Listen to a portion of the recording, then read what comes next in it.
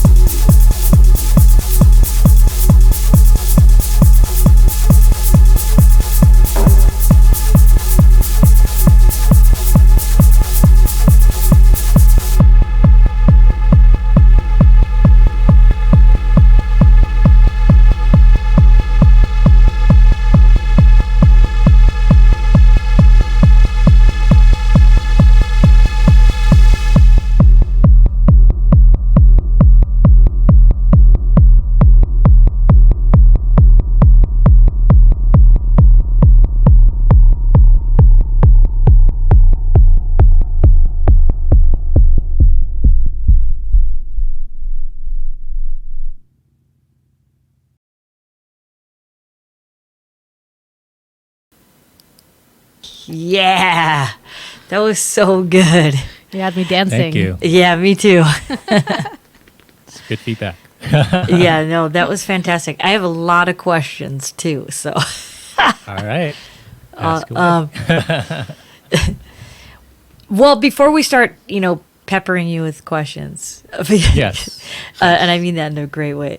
Do you want to break down your setup? Like just give like a quick run through like what you're using and everything. So for those who are listening can have a creative visualization of this. Yeah. I think over the past year or even several years of me kind of pursuing live techno is getting really more comfortable with my Electron machines. So I currently use a Digitact and Syntac, and they're both kind of like my backbones of the whole setup. And then all my sequencing is through those machines itself. And I guess a little bit drum sequencing with my TR-8S. So I have that as well to kind of supplement cymbals and drums and sort. And then I have a Model D, Behringer Model D, and then a Behringer TD3, the 03 clone. Cool. Both very versatile. I mean, it'd be tough to kind of bring a huge Model D, the real one, out to gigs and stuff like that. So this is less, very affordable if I happen to lose it or break it. So I kind of, like the aspect that I could travel with it. And it sounds just close enough. I know it's probably not all the way, but I guess it's kind of like it's how you use it, Exactly. Yeah. Yeah. So that, and also I use an optical spring reverb by Game Changer, and that is very awesome. I really love the texture that it gives to everything, and it just kind of like sounds like techno to me. Yeah, no, it sounded great. Thank you. And then I have a Fader Fox PC12 MIDI controller, and that's just kind of like interacting with. I use Ableton as well for the backbone of mixing and everything. So all my filters and all my send effects and everything go through that, and so I like kind of have like a template that allows me to just have a little bit more mixing capability, I guess, to everything. And then it kind of gets ran into, in my studio, it gets run into my Midas Venice console mixer, and then it goes into my SSL bus compressor that I have here. And in real life situation, I probably would just use plugins for those things, especially the bus compressor. Yeah, it's kind of like my thing. I have had the pleasure of recording with Ken. Our first EP together was done through all of that, and now there's not matching the compression that goes like at the routing and the quality of sound after going in through all of his in-home studio. It's really hard to match, man. You ruined my life. Thanks, Ken. Sorry. He's like, sorry, not sorry, but yeah, well, the performance sounded amazing. Are you using the TR-8S? Like, is it audio over USB, or how are you don't have to get too tech, I guess, but just curious. I want to experiment a little bit with audio over USB with it, just to eliminate some cabling and everything. But currently, it's I run 4 channels out of it. 2 mono channels and then a stereo pair, and that just goes all into my Midas console. So I separate the kick, the toms, and then my tops are like in the stereo. And then my other question about your setup is like, so the pedal, is that on a send and return, or are you sending like, is that set up on a send and return channel so you can send whatever you want? I have 4 sends in my setup. I have one reverb that I use Valhalla, vintage verb for that. And then the second send is my spring reverb pedal, and the third one is a delay, and the fourth one's a flanger. Very nice. Can you walk us through your sound design, like to get to the sound that you're in at right now? Because I know you had like a huge transformation going from house to techno, and it was a long journey, and then you started dabbling in with live sound. But I'm always curious into like, how did you actually, and how long did it take to get to that process? Oh man, yeah. I would say, I think everybody kind of has their own journey of where they kind of like end up and how long it takes for them to kind of like end up to a certain sound or aesthetic that they really, really enjoy and want to present. I was dabbling with a lot of like after doing house music for a while, I kind of like wanted to explore a little bit more just live performing things. And to me, I felt with house music, it didn't allow me to express enough with sound design and just kind of like creating my own sound aesthetics without like sampling or whatnot. Like I think there's a certain sound that you get with house and everything, and it's with me purchasing, you know, like all like a lot of synths and just like drum machines and stuff like that. It didn't really equate too much with what house music was allowing me to do. So I started experimenting a little bit more with like also like trance music, because that's what I kind of first started DJing with, was trance and hard trance and eventually kind of like hard house and stuff like that too. Even also realms of gabber and stuff like that. But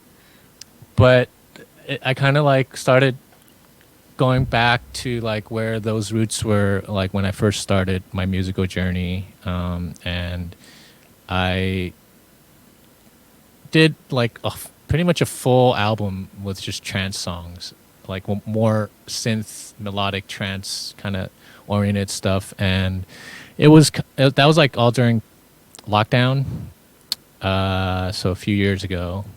I still don't know what to do with that album, but here we release are it. You might as well just release it. I don't know. I would like to, because I feel like sure. it does have kind of like a good sound to it, I feel, and I feel pretty happy with what I got from it. But it wasn't like the evolution of what I wanted for Sleepy Cat. So it could just be like a different moniker or alias or something like that. But after like my whole experimentation of all that, I started like really dabbling more into like techno.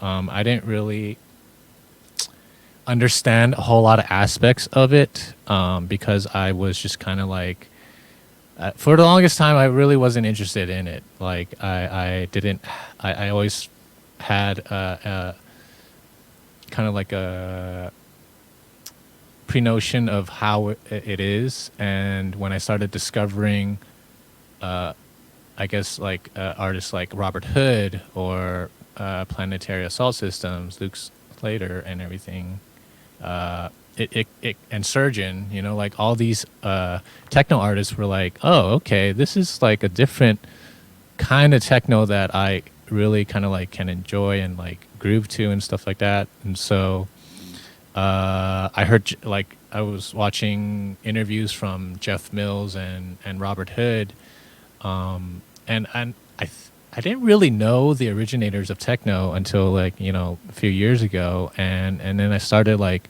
diving more into it and how it became and everything, and really listening to more techno that I would consider I enjoy more. And then with that, like I started like trying to produce more in that realm, like kind of like hypnotic, raw, minimal, a little bit more driving too. And so I think it took me a good like year to really get like the sequencing down and everything. I already had like a huge back, like story with like producing and like and being able to use equipment and doing a lot of stuff in the box, but like translating that with hardware and everything took a little bit of time, like and a lot of experimenting and everything.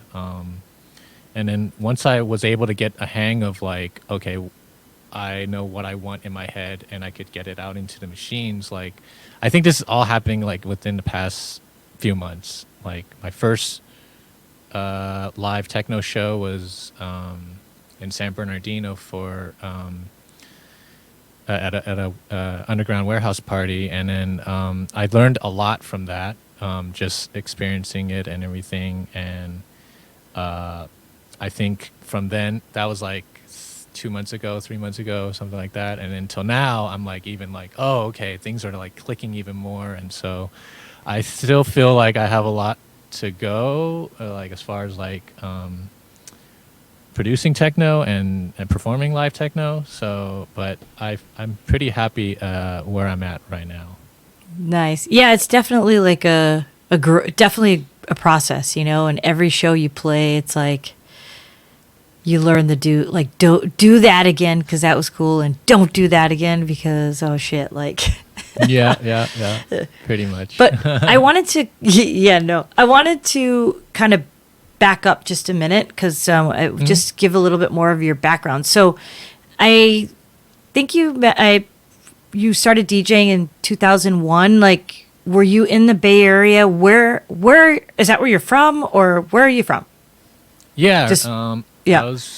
I was actually born in Maryland, but I moved to San Francisco when I was 2 or 3. So pretty much grew up in San Francisco.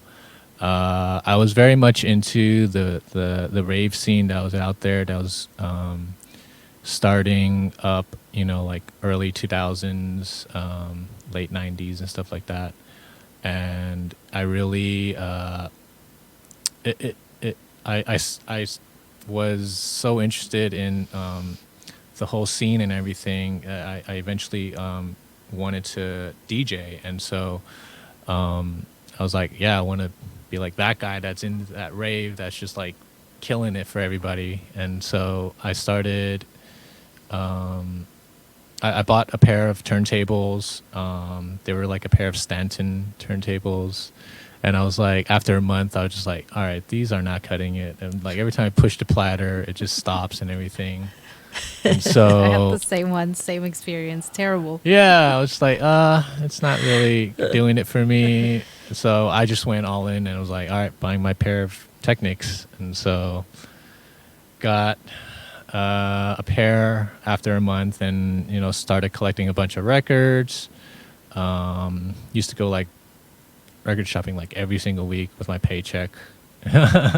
and I got a chance to play a bunch of cool shows before, kind of like in the trance and electronic music, dance music kind of like fizzled out for a little bit, like and there wasn't like there was a very there's like a stigma around it after maybe like mid 2000s or something, until the resurgence of what we call EDM now or whatever.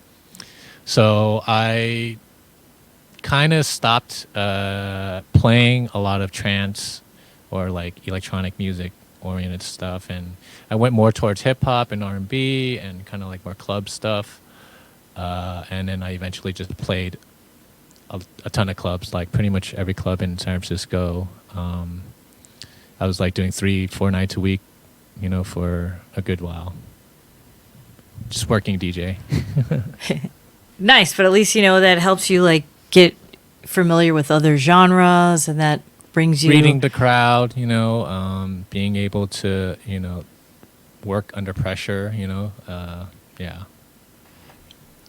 Yeah, and like, oh, go ahead, Orly. You wanted to. Well, I just wanted to ask, how does that today? Would you go back to DJing, or are you just in the live headspace? I'm still a DJ like till the day I die. Yeah, I mean, but as far as what I want to do ongoing is more so in the live realm. It just kind of like brings things to another level where I feel like I have even more control over how an audience will feel. So yeah, I still don't mind if to do, like, I would love to do DJ sets still. So, but if someone was like, you can only do one or the other, what would you pick? Man, that I know, is that's such a tough difficult question, right? thing. I have so much love for just DJing itself, and the art and the craft of it. Oh man, that's so difficult. I honestly, I have to say DJing though. Like, it's just, if I really have to choose, that's just like, yeah. Interesting, cool. I mean, because you can always DJ your own releases and stuff too. Yeah, So, and there's just more wider palette, I guess, of what you can do with DJing. Yeah, and not necessarily saying like I can't play whatever I want when I do live techno, but that's a specific kind of thing, and yeah. Would you say that your sound engineering and mixing has influenced the wanting to go on the live route, on the live playing live, rather than just DJing? I think it definitely helped me gain a lot of necessary experience for it. I don't think it necessarily pushed me more towards doing live techno, but I think what pushed me more towards performing live is just kind of, I feel in today's market there's like a very much like an oversaturation of DJs at the moment, and I feel like anybody can throw down a pretty decent set. Like, I don't think there's still like so much talent in the world that for DJs, and it's just hard to kind of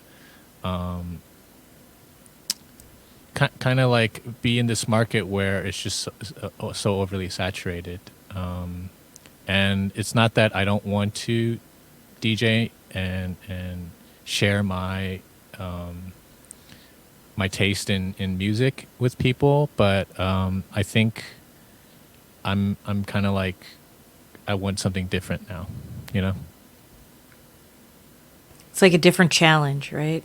Yeah. Mm-hmm. Like, I feel the challenges that you kind of face while DJing vinyl has dramatically, been cut down, so a lot of times you're just stuck up there waiting for the next song to end a little bit, yeah.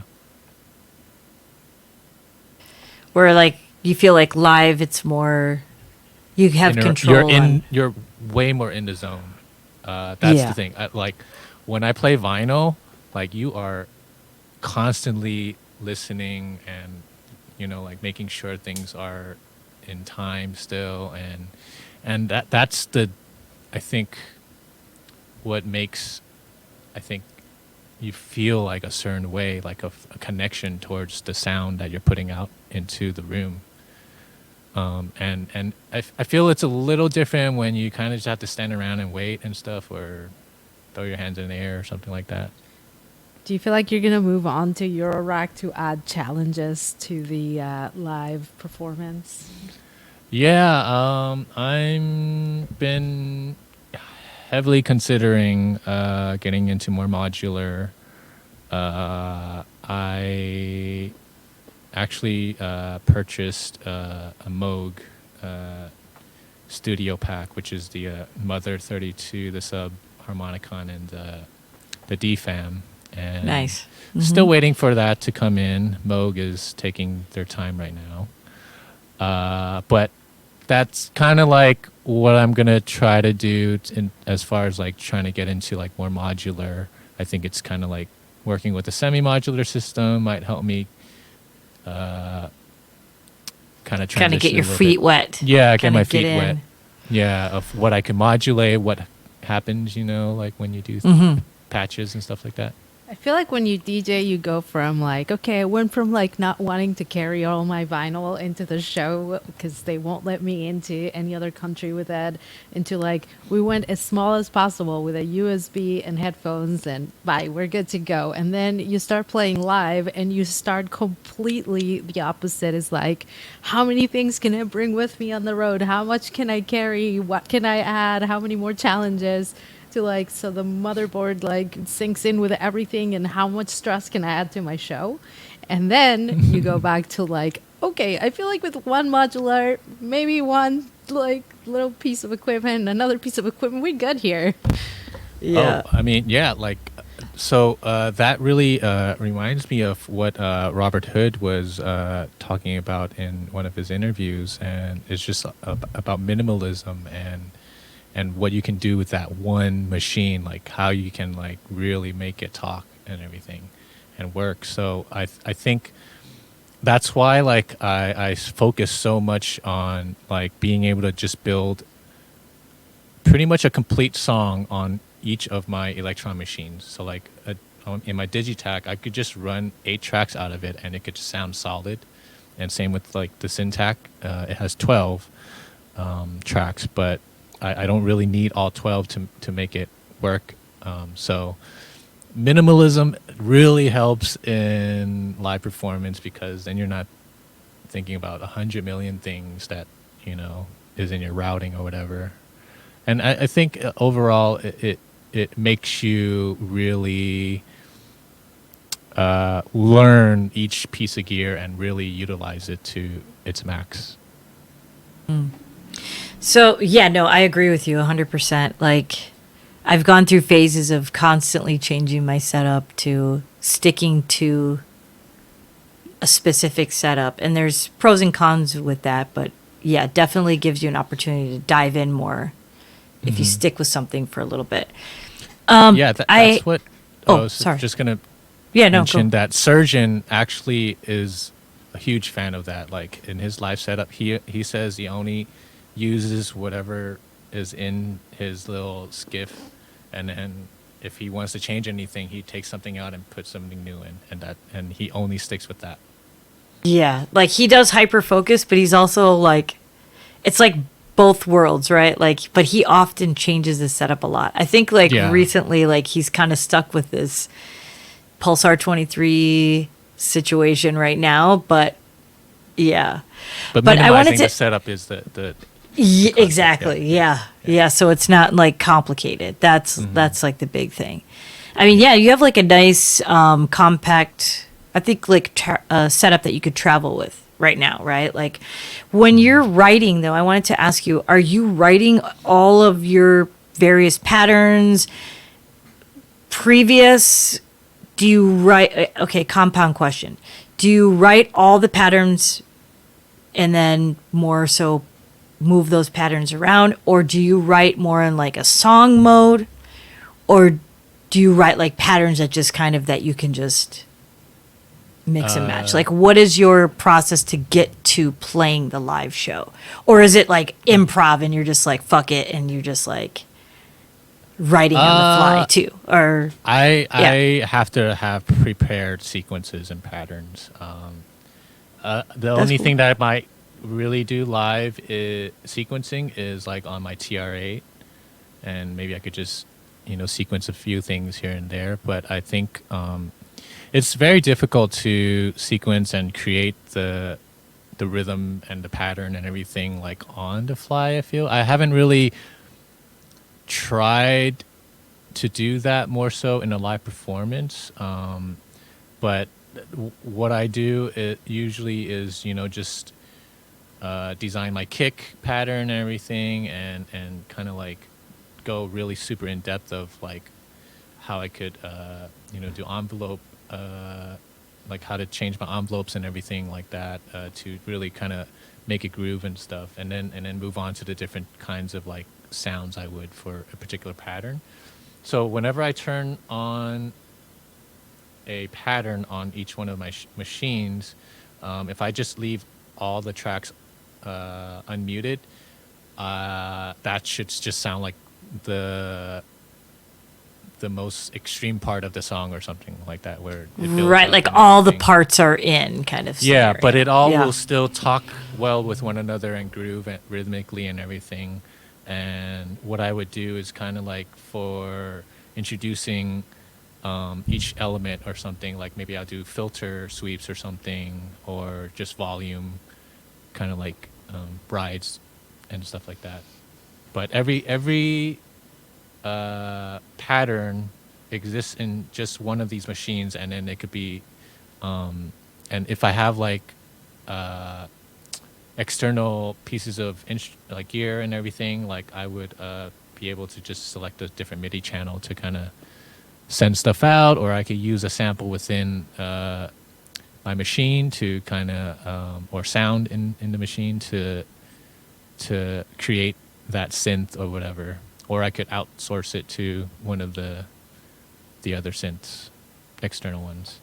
Got you. So, like, how are you sequencing your Model D then from the Syntac? From Or- either the Digitac or Syntac. So the sequence stays within each machine for per pattern. Like each pattern is a song in itself, and so I can sequence the Model D with either machine. Got it. So you have it set up so you can either, like, if you're writing something on the Digitac, then you can send that MIDI to the Model D, and then if you're working on the Syntac, you have a MIDI channel set up so like merging MIDI. That's cool. Yeah. So then you don't have I have to- a MIDI merge device. Yeah. Nice. So it kind of helps you streamline if you want to go back and forth. Yeah, it makes, I think working in that way really made things a lot better, because I was trying like sequencing on this thing and then sequencing in Ableton and sequencing all these other places, and to trigger them all like in one go and like keeping track of what's going to what, it was just like a nightmare. So I had to like simplify everything and really kind of just like, okay, this pattern's on this machine, and all the sequences and everything are in that one pattern. Nice. Yeah. Is there any improv going on while you're like live, or? Yeah, I'm everything's to the manipulating tune? a lot of the variables within each sound and everything. So that a lot of that's all improv, like me just feeling out what needs to progress the song. Is it the Right, same like when to- excitement? Oh, sorry. go ahead. Or no. No. I was just saying, like, bringing things in and out, but you say what you were going to say. I was just gonna say, is it the same excitement when you're playing live and trying to build that tension as a DJ? Because you're still talking about that feeling. But I haven't played live for anyone. I've just designed the record that we did together at the studio, and it was like a frenzy. I can only imagine what that would feel like on stage, just going at it. You're saying is there The feeling, some you're excitement? feeling, yeah. Oh yeah, for sure. I mean, I think on my first set, I think I was really focusing a lot just to get familiar with the whole thing and performing, and just making sure I don't mess up, really. But I Right. think now that now that I have that out of the way, I think I'll feel a little more comfortable in like enjoying the moment and excitement of it a little bit more. But it's awesome to me to know that I can just have a breakdown at any moment when I feel like it, and then I could just build it up and kind of just drop the kick whenever I want. And so I think that in itself is like very powerful. Very cool. Yeah, I have to agree with you. Yeah, it's like, yeah. we're Yeah, no, I know we're coming to an end. That's exactly what I was going to say. What do you have going on next before we leave? yeah. Yeah, I still have a bunch of unreleased stuff that I'm wanting to put out. Just trying to find a home for them at the moment. And also I have a ton of stuff that I haven't got a chance to record yet. The songs that I played in this, or patterns that I played in this set was, for instance, I really want to actually have them arranged and everything as a song for DJs to play, obviously. And don't know what was that, but that was kind of like an earthquake or something. We are in LA. It was weird. Anyways. Whoa. Nothing's happening anywhere. All right. Anyways, I also got booked for my second live techno set. That's going to be for Off the Grid Camp Out, and that's happening October 20th. Very cool. So, yeah, just getting this, snowball going and everything. So just got to keep with the momentum.